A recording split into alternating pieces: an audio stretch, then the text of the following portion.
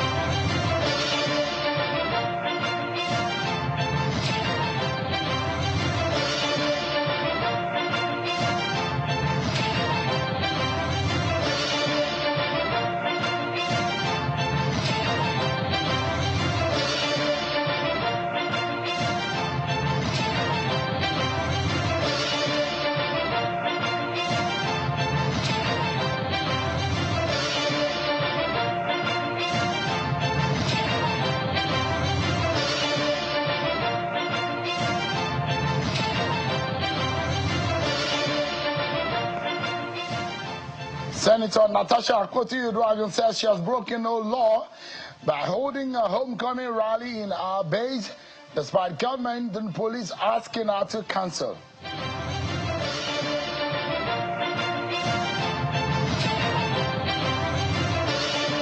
And tonight we hear from the state government on the rally and the implications based on the curfew declared and the ban on rallies.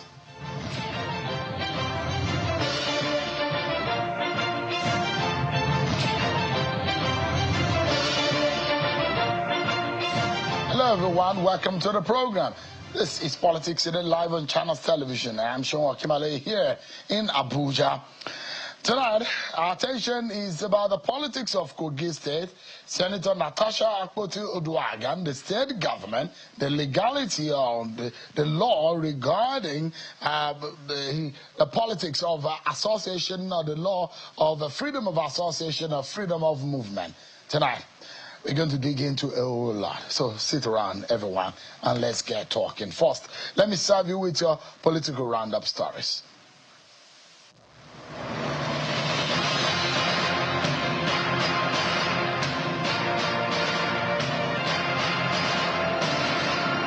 The federal government has challenged youth in the country to make themselves readily available and make positive use of youth-oriented initiatives and programs aimed at developing their innate and God-given talents for the development of the country.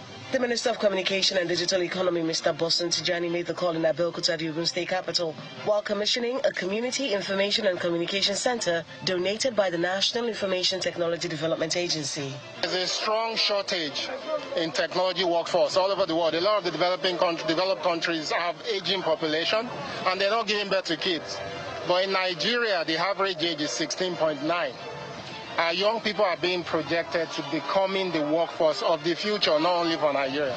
The governor of Adamawa State, Umar Fintiri, is asking members of the State Executive Council and permanent secretaries to run away from corruption and embrace sincerity and hard work as part of their contributions to the development of the state. Governor Fintiri made this comment when he received the state government officials who paid him the traditional Eid al-Fitr homage at the government house in Yola. Adamawa is proud of us. The only thing they need from us today is to see that we maintain the security and peace that is required to provide the kind of development that they are needed. The presidential candidate of the Labour Party, Mr. Peter Obi, has paid a condolence visit to Governor Diko Rada of Katsina State following the passing of his mother, Hajia Safarao Umar Barebari. Mr. Obi expressed heartfelt condolences to the governor, his family, and the good people of the state. Mr. Peter Obi was accompanied by the former Minister of Finance, Mrs. Nenadi Usman, and the national spokesperson of the Labour Party, Alhaji Yunus Atanko. Ahead of the Edo State Governorship Election Petition Tribunal judgment, the All Progressives Congress in Edo State is raising an alarm over an alleged plot by opposition parties to incite violence in the state. Addressing a news conference in Abuja, the chairman of the party in the state, Jarrett Tenebe, says information available to him reveals that the recent killing of some suspected kidnappers in Uromi is part of the plan to cause chaos in the state. Mr. Tenebe adds that the criticism of Governor Monday Okpobolo over his trip to Kano State to condole with victims' families further exposes the involvement of opposition parties in the Uromi mayhem. Ahead of the commencement of the recall process against the senator representing Kogi Central, Senator Natasha Akpoti-Uduaghan, the People's Democratic Party Youth Alliance for Good Governance is asking the leadership of the National Assembly to impose sanctions on erring lawmakers in order to maintain the sanctity of the legislature. Addressing a news conference in Abuja, the national coordinator of the group, Ikemba Ikoku, says the continuous deadlock and political maneuvering in the National Assembly amounts to a betrayal of democracy.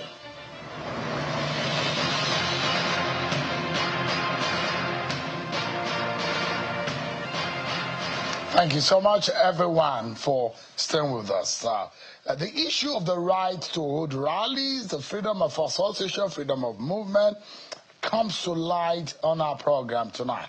And it takes us to Kogi State, North Central Nigeria, where Senator Natasha Akpoti-Uduaghan was today received in a rousing welcome from our supporters and residents of the Hima local community of Kogi State, despite the state government's ban on rallies and processions. As early as 8 a.m. today, our supporters from the 5 local government areas of Kogi Central Senatorial District came out saying they represent the Natasha Akpoti-Uduaghan movement in the Hima local government of Okeyi local government area, and they came to welcome the People's Democratic Party lawmaker, and several of them will see trooping out on the street until they gathered at the venue of the rally, and some local musicians took turns to entertain the people, and speakers upon speaker spoke and who attended the celebration while they waited the arrival of the lawmaker. It didn't take too long, however, when the suspended senator arrived at the place in a white helicopter, eliciting some applause from our team in Jubilant supporters. Return comes hours after the Kogi State government banned public gatherings and processions, citing security threats. This was followed by the imposition of a curfew in the area by the Okeyi local government area chairman, Amoka Monday, and a warning from the police for her to cancel the event.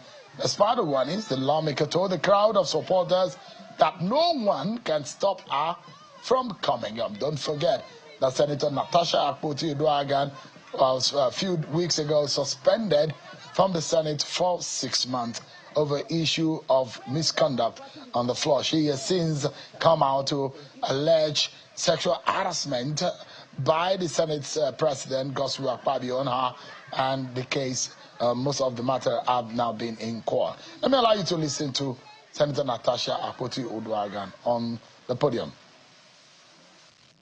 Yesterday, when we read on the news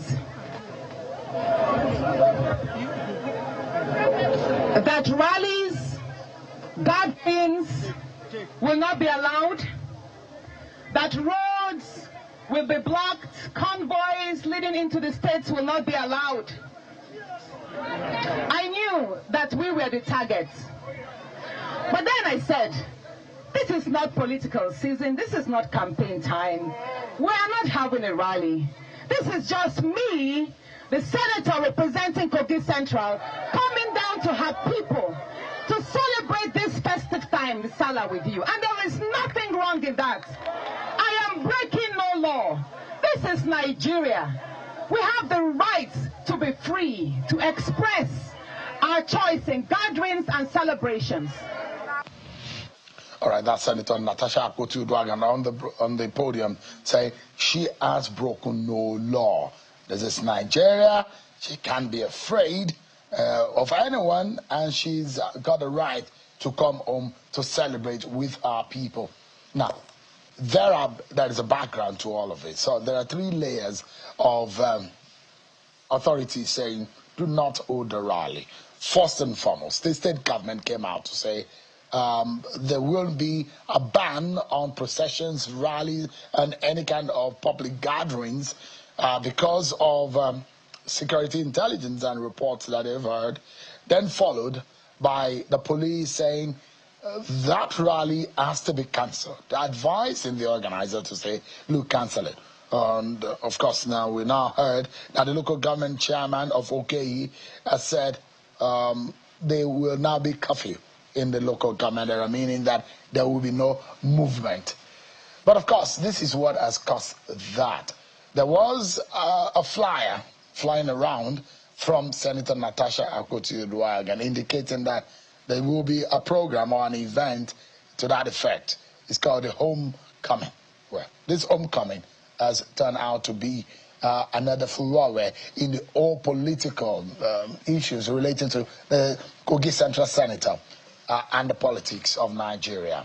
Now, the government of Kogi State is saying that there is something wrong about what she did. She's flouted, she's breached the law.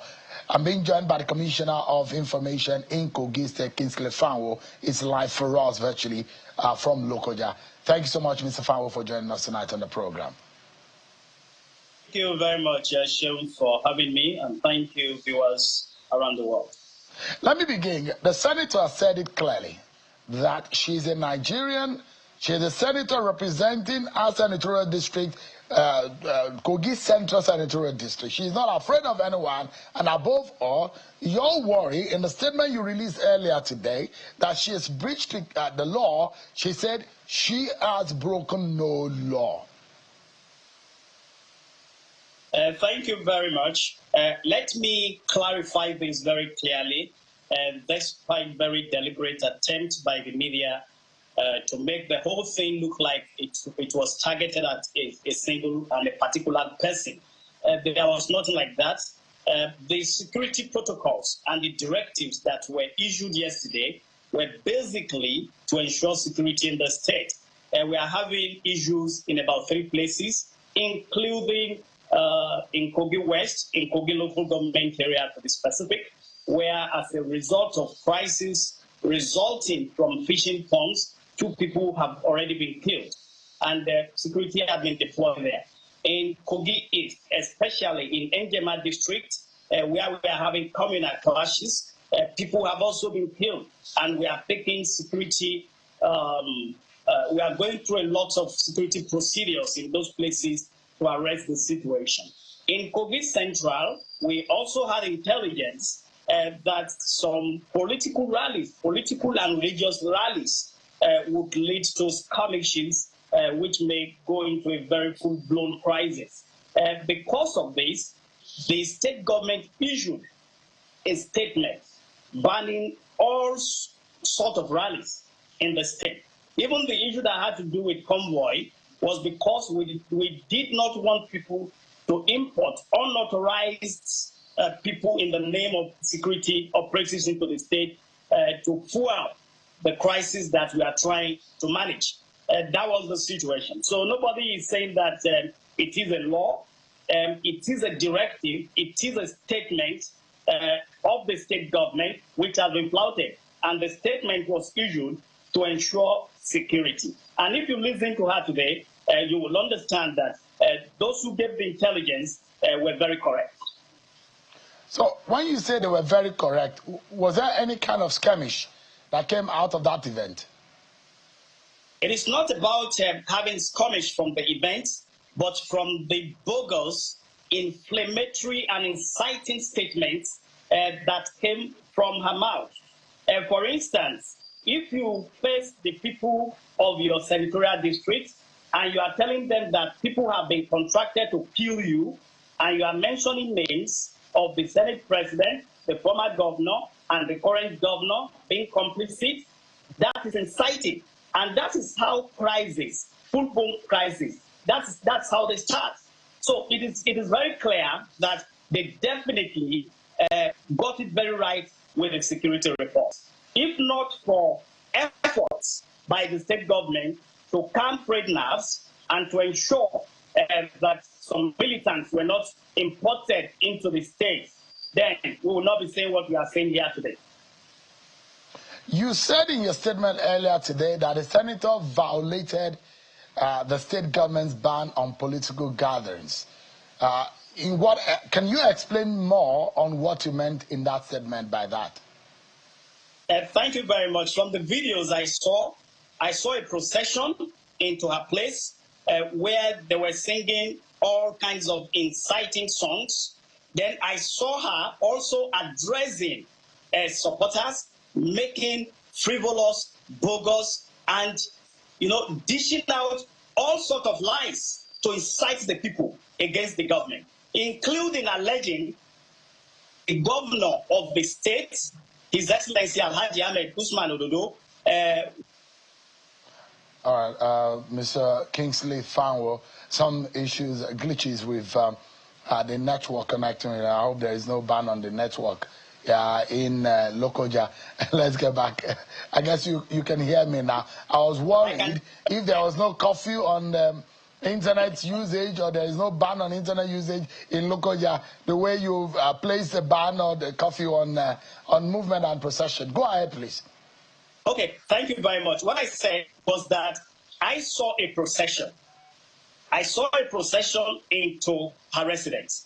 I also saw and watched her dishing out frivolous, careless, unfortunate lies against prominent people in the state that could have resulted into a lot of crises. For instance, he accused the governor of conniving with the Senate president. In her words, he said the Senate president called the governor on March 12th and instructed the governor to initiate recall proceedings against her, that the governor refused, and that the Senate president had to bring in the former governor, His Excellency Alhaji Yahaya Bello, and that in between the three of them, they agreed to recall her and also to kill her. She was saying all of this. These are inciting statements. These are where major crisis starts, and it will result into loss of lives and property. Because let me make it very clear here: the governor and the Senate president never discussed anything that has to do with the suspended senator of Kogi Central. There was no conversation. There was no conversation to recall her. There was no conversation to assassinate her.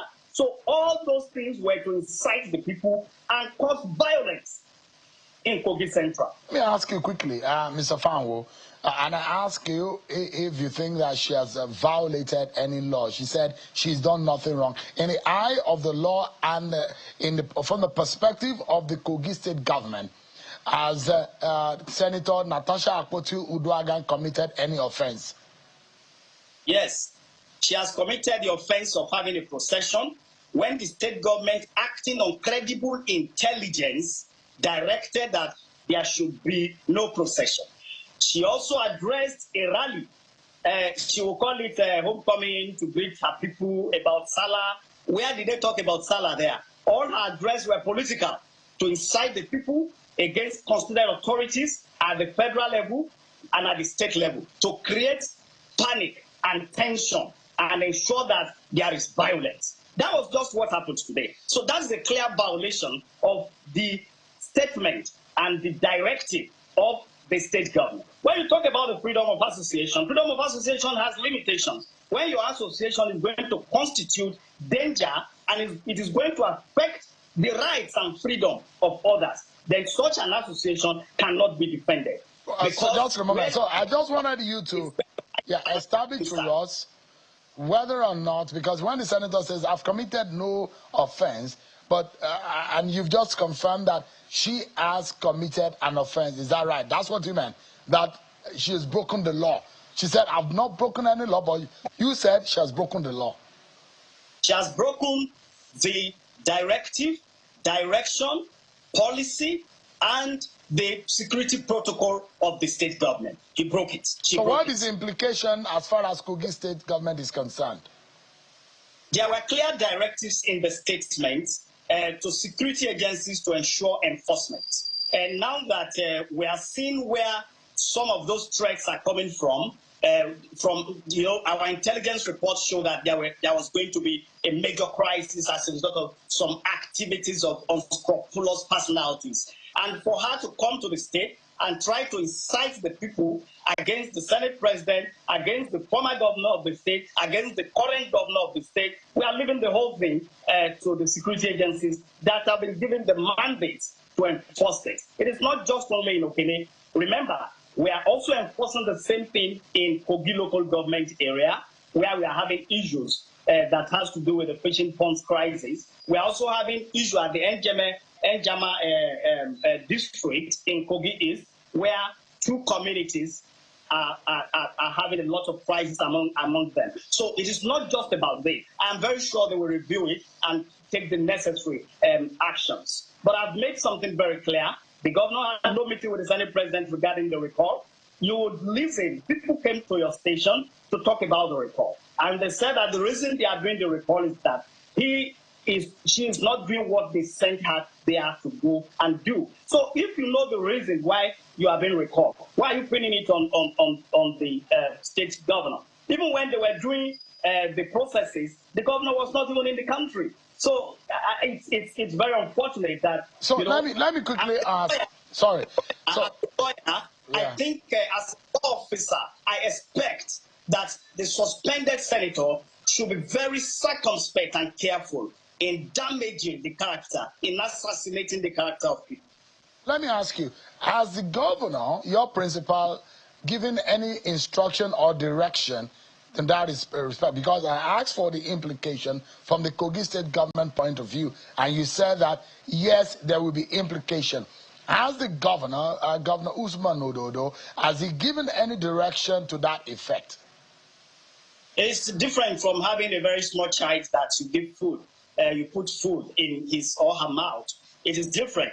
There was a statement, there was a directive from the state governor, and the security agencies were told to execute the directive. If someone has violated it, the security agencies do not need the governor again to come and give them another directive. They know what to do, and I'm sure they correct this if it's right or wrong. So is an intention of the implication meaning an arrest of Senator Natasha Akpoti, or what exactly would be the implication you're talking about? Only the security agencies will be able to answer that. They know how they go about their operations. I am not a police officer. I am not a DSS officer. I don't know how they do their operations, but I'm very sure she should be asked a lot of questions about all her incitement, all her lies, all her character assassination, and all her attempt to ensure that Kogi was in flames today. So, Mr. Furore, let me ask you. I have just like three quick questions so that we can be able to put perspective to the conversation. First and foremost, there was a specific instruction on possession, right? Yes. There was also a specific instruction against transportation by road curfew, isn't it? Right? Yes. There was also a specific instruction as to gathering in public places and holding rallies. Is that right? Yes. Let me now ask you, from what I see and what we understand, it does look like that rally, the event held in the very compound of Senator Natasha Akpoti Uduaghan. Can that be, that's a private residence of the senator, can you say that she's committed an offense of holding or gathering people for Salah celebration in a compound? Does it amount to public gathering in your own definition? Okay, let's frame this in a very logical perspective, Sheo. One, there was procession. You could see the number that is there, though you can't refer this to a massive crowd, but there was a procession to her house. That is violation number one. Then, when you come to the issue of use of convoy and all of that, I was told, I was reliably informed that she got there with a helicopter.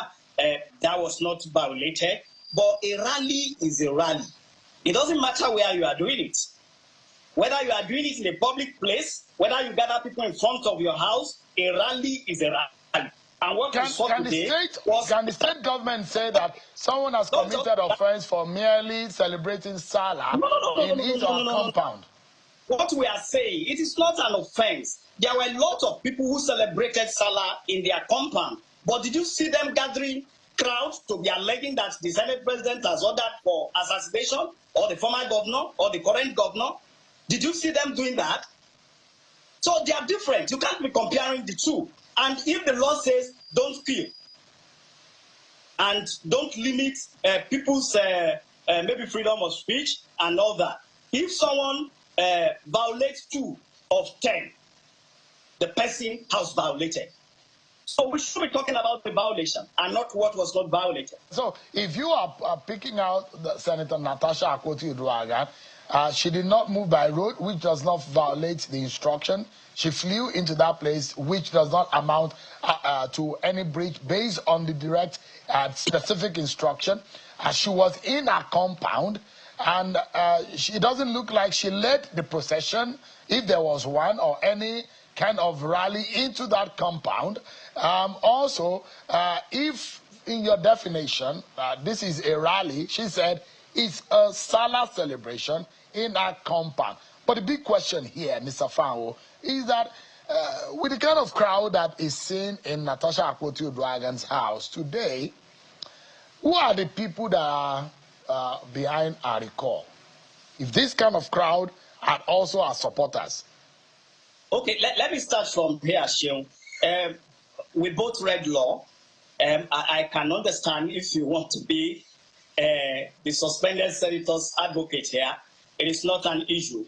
But I'm going to insist on the fact that she violated some of the directives that were put in place, some of the protocols that were put in place to guarantee security. Imagine if the supporters of the governor or the former governor, if they decided to react immediately to all those incitements, imagine what would have happened today. So if not that those people are statesmen and they ensure that there was no violence, it would have been a very bloody one today. So we thank God that that had gone, and I'm very sure that the governor and the former governor and the Senate president will do everything to enforce their fundamental human rights and ensure that this character assassination is not sustained. Let me borrow her words. It's not sustained. I'm very sure they will pursue that. And when you talk about the recall, and you are asking those that are behind her recall, I am saying it. The constituents. I am not from Kogi Central. I am not part of the recall process. But his constituents, you saw them. Those who were behind it, they did not hide. They went to INEC to submit their petition, and they spoke to a lot of media organizations, including yours, explaining why they are recalling her.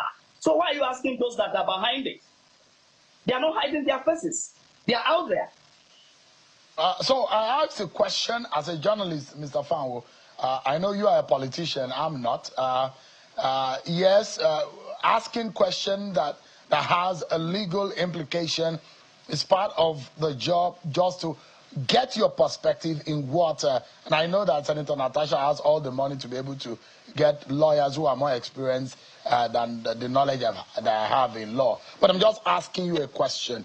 And the fundamental, just a moment, the element that are provided in the state directives and in the state statement that was pushed out, either the curfew or the ban on procession. I'm just asking a question so Nigerians can understand the reasoning behind what your government has done. And the final question I'd like to ask you, Mr. Fanwo, is to the fact that in all of this, there is a political slant into all of this. And I understand from what you explained that the state is trying to secure the people, the property, and the state, and ensure that there is no breakdown of law and order. At what point does also the state balance this act in such a way that it doesn't look like you are politicized governance, in such a way that you are using the act of governance against political opponent? How does the Ododo administration able to balance this? Because the prism and the perspectives are very, very key. Okay, let me say this, Shion. You are everything that I am. You are a politician too. and I'm a politician. I'm not. If you I've never been, politician, and I don't want to be, and I will never be. God forbid. You are a journalist, I am, and we both read law also. So we are very similar. It depends on where you are standing today or any other day, but we are very similar. Then, when the governor was sworn in January 2024, I will quote copiously from his speech. He said, "I will never play politics with security." You know, the issue we are having now is that the media should join the government in fighting insecurity. Imagine that we've lost so many lives today. Then the media will have stories to write and to talk about. But thank God that did not happen. What is happening right now is not politics. And we cannot play politics with the lives of the people. According to the chief servant of the state, His Excellency Alhaji Ahmed Usman Odogo, our decision and our directive were purely based on ensuring that there is security. Imagine having clashes between supporters and a lot of things were used. Even stray bullets can kill an innocent woman in her house. These are the people we are defending. It is the responsibility of the state government to defend everybody in the state, including the suspended senator. And we did not even ban movement. No, I think it is being reported in a very wrong manner. We did not ban movement. What we said is that if you are coming with a convoy, report to the commands, the state commands of the deploying services, so that they will verify and know that the people you are bringing are the people that are genuine security operatives. Because our intelligence also shows that where they were having communal clashes, some people with vested interest were planning to import fake security operatives, not even in Kogi Central. So you can see that the whole thing was based on security. And no government should be blamed for doing everything humanly possible to secure and defend the life and property of the people. That was what the governor did and should be applauded for that. Thank you so much, Kingsley Fanwo. Thank you so much. You might be right that we might be similar in some ways, but one thing that I don't have the bravery for is politics. I don't know how some of you who are in politics do it. I have the bravery for journalism, but for politics, I'm sorry. I've got no heart for it. I'm a political journalist, yes. And I can say Okun because you are an Okun man, but I understand and I speak that language. But then the similarity are in different directions. Thank you so much. Kingsley Fanwo, who is the Commissioner for Information in Kogi State. Have a wonderful evening, my brother. Thank you very much for having me. We'll take a break, everyone. But when we return, we'll be dissecting these from a legal prism. We get an insight for a very senior, respected lawyer to give us an understanding the implication of Kogi government directive and the action of Senator Natasha Akpoti-Uduaghan. We'll be right back after this break, everyone. Thank you so much, everyone, for staying with us right on the program. Section 40 of the Nigerian Constitution is very clear as to the freedom of association, and there are a plethora of judgments of court. Is it the Attorney General of the Federation versus Adeyemo or several cases involving the late Gani Fayemi? There are issues, though, where it is established that those rights are not absolute, meaning that there are also clauses to the effect that there are moments where those restrictions could impair those freedom. But what happened today in Kogi State, the actions of the state government, the action of OKE local government, and the action of the police saying that cancel the homecoming. Let's get some legal perspectives on the one, a sound one and a very informed one at that. Mr. GT Ogunye is live for us in our Lagos studio to give us some insight on that. Thank you so much, Mr. Ogunye, for joining us tonight. It's my pleasure for inviting me. Thanks, you. Good evening, Nigeria. Yeah. Thank you, sir. First and foremost, I would like you to play the role of a lecturer and one at that tonight that has a lot of knowledge to share as far as the Nigerian law is concerned. But I'd like you to help me hit the nail on the head. Give us a summary or a very quick understanding of freedom of association, freedom of movement, and the limitations? Well, Nigeria is a constitutional democracy. So we have the 1999 Constitution as amended many times. And in that Constitution, we have specially entrenched rights, which are called fundamental rights of Nigerian citizens. These are rights that are regarded as inalienable. They're fundamental, and Nigerians are given the liberty under the law to exercise these rights. Now, there are other rights in other laws, but if any power or rights stipulated or written into any other law, conflict with the provisions of the Constitution, particularly the especially entrenched fundamental human rights, of course, by virtue of the supremacy clause in the Constitution, I reference section 1, subsection 2 and 3, that law would, to the extent of its inconsistency, be void. Now, there are three rights that are usually exercised together, under the provision, under the fundamental rights provision in the Constitution. And these three rights are the three rights that I dare say are implicated, if not violated, or attempted to be violated by what is played out in Kogi State.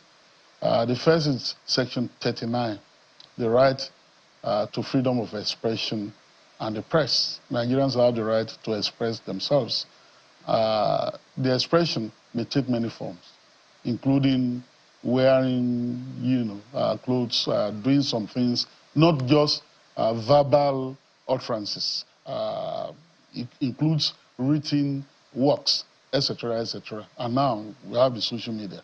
The second is the right to peaceful assembly and association, Section 40, which in your intro you made mention of. And the third is the right to freedom of movement, which is Section 41, giving Nigerians the right to move within Nigeria and to reside in any part of Nigeria. It also includes the right of ingress into Nigeria and egress into Nigeria. So these are the three rights that are very important for the purpose of our discussion. And so when there is a law, and there used to be a law, and I think I will make mention of that in a short while, the Public Order Act had provisions constraining these rights or violating these rights. The court will not hesitate to strike down that law and say that it's inconsistent with the provisions of the Nigerian Constitution, particularly the referenced fundamental rights. And that's what the Court of Appeal did exactly in a 2007 decision, that notorious decision, AMPP and IGP. In that case, some political parties, 12 in number, including some of them that are defunct now, came together and they filed an action to challenge the ability restraint that they shouldn't hold rallies and all that. And the Court of Appeal looked at the Public Orders Act. It's a slim law with all its provisions, and then struck down many of the provisions, about 6 of them in all, and declared them to be inconsistent with the provisions in the Constitution that allow Nigerians the right to associate and assemble and express themselves and move about as they may like, and that police or law enforcement authorities only have the duty to protect the citizens and all that. And I think that that's what that sentiment or that position was what was now belatedly written into the new Police Act, which is not so new anymore now because it's been passed for some years now, in Section 83, subsection 4, which mandates the police, once they get information that some Nigerians are going to have procession,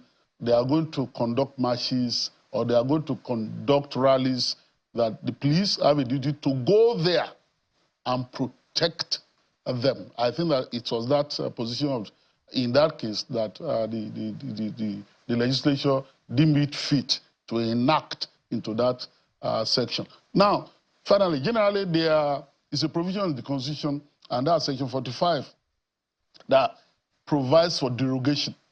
It says generally that nothing would be unconstitutional about any law that, is reasonable in a democratic society, that may appear or tend to, constrain those rights once they are justifiable in a democratic society. And this is what has been cited many times when we're talking about security, national interest, national security, and personal security and all that, which people say now and again. My view, in sum, is that in a democracy, massing up, gathering, speaking, including public speaking, conducting rallies, are essential elements of a democratic society, of a free society.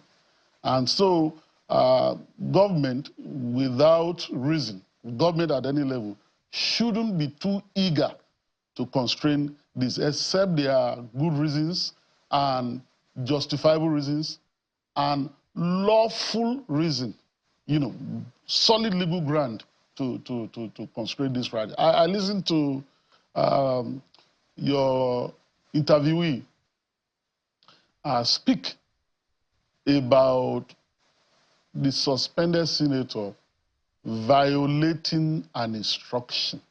And I listened carefully. Instruction is no provision of the law. The suspended senator was saying that he had not violated any law. And you put him to task, has he violated any law? He said she violated an instruction. There was a ban, there shouldn't be movement, that's an instruction. A governor of a state can't just issue a gubernatorial instruction, and expect compliance, and that if people don't comply, then they've committed an offense. So it doesn't work like that, under the law.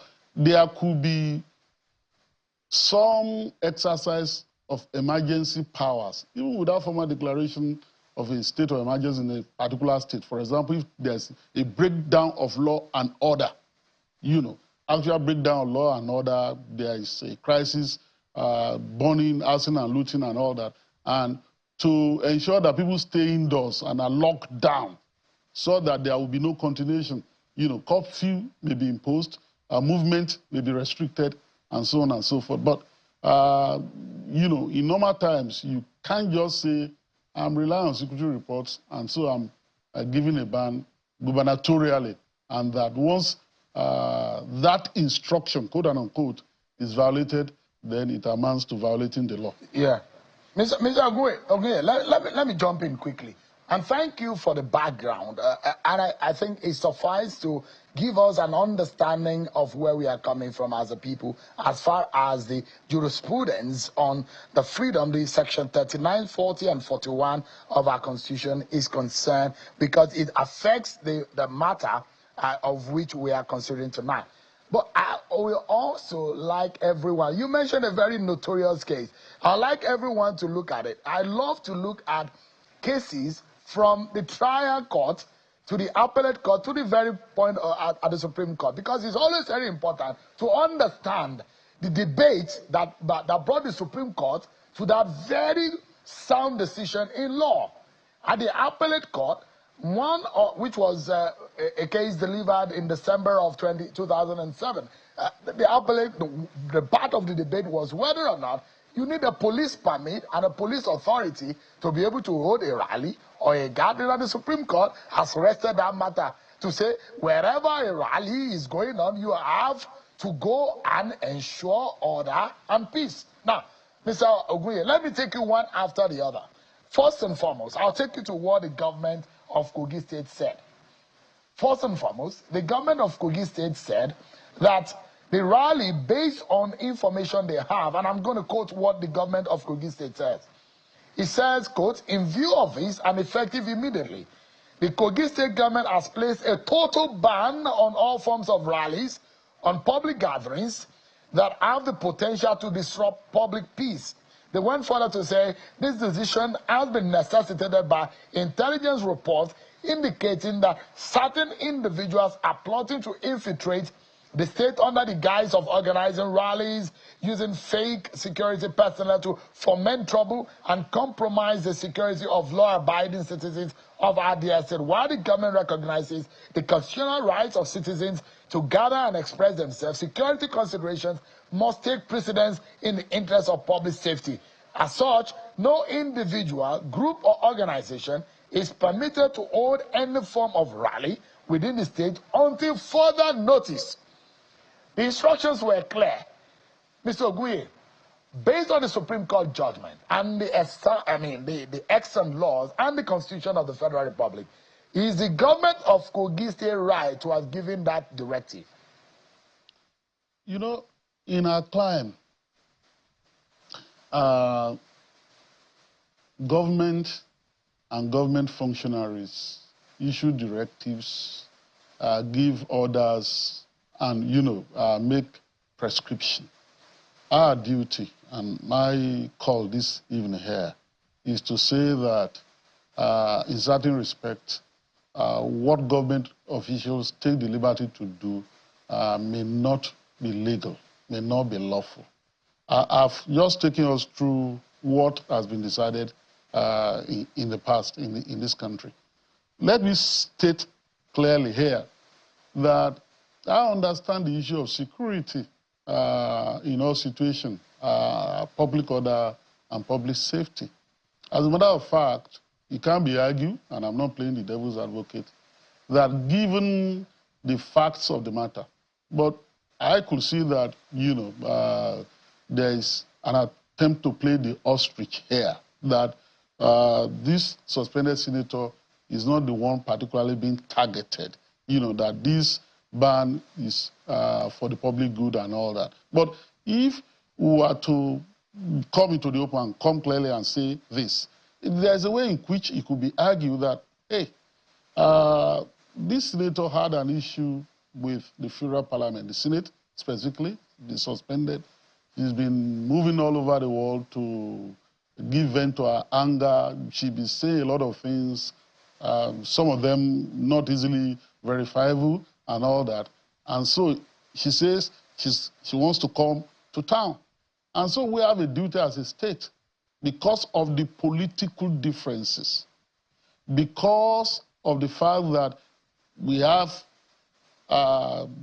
different political affiliations, and because of the antecedent, particularly during the elections, when there was crisis in that area, the allegation that road was destroyed, particularly because of this same senator, and that it took our time to get to the Senate eventually, because of those antecedents. And that's why I'm saying there is no need playing the ostrich.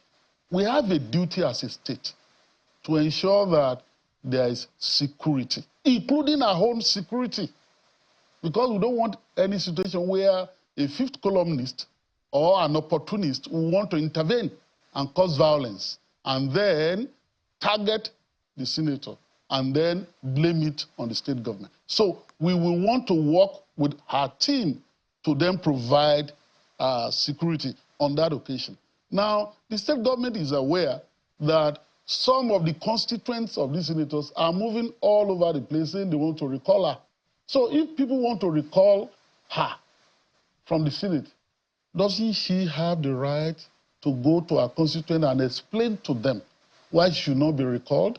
I mean, that is only fair. So what I'm saying, in effect, is that political tolerance and accommodation is the key when we're talking about democracy. Because it is about argument, it's about persuasion. It's not by dictation and it's not by instruction. Democracy is by persuasion. It's not by compulsion. So, and everybody will have the right to express his own view and then say whatever he wants to say. So I'm saying that, yes, I can understand the perspective of security, the perspective of intelligence and all that, and usually it's off limit, including the security votes in Nigeria. There is no government in Nigeria that been able to give account of security votes. They say, no, we can't say it. The other time, I think that it was the governor of Ondo State that was being asked before the election, how much is this security vote you are talking about? No, he says it's a security matter. You can't even disclose the security vote. So, in the same vein, it may be argued that you cannot even disclose what the sources of the intelligence, is, and the reports. I understand that, but I'm saying that when you then weigh the situation carefully, and you want to be fair, there is no need to engage in what I call a gratuitous lionization of that personality. Mr. Ogunye, I want us to anchor in this, and I'm being told I have just about 30 seconds to do so. The local government of Okei has said there is a curfew. And the police is also saying cancel the event. As a lawyer, Mr. Ogunye, with all of these layers of caution and cancellation and curfew and all of that, do you think Senator Natasha Akpoti might be legally in trouble? I'll be brief. In any case, the event had held. It didn't hold by road, it held by air.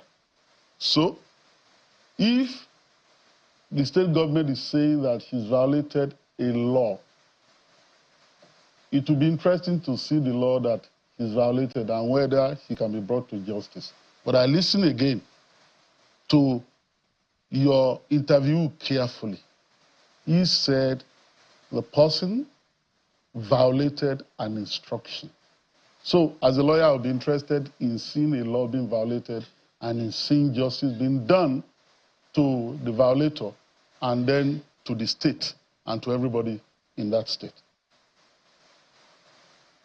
Thank you so much, Mr. Ogunye. Always a pleasure listening to you analyze these legal issues for us. But thank you so much indeed for your time. I appreciate it. Well, that's our show for today, everyone. Many thanks for watching. I'm Shunwa Kimale. God bless Nigeria.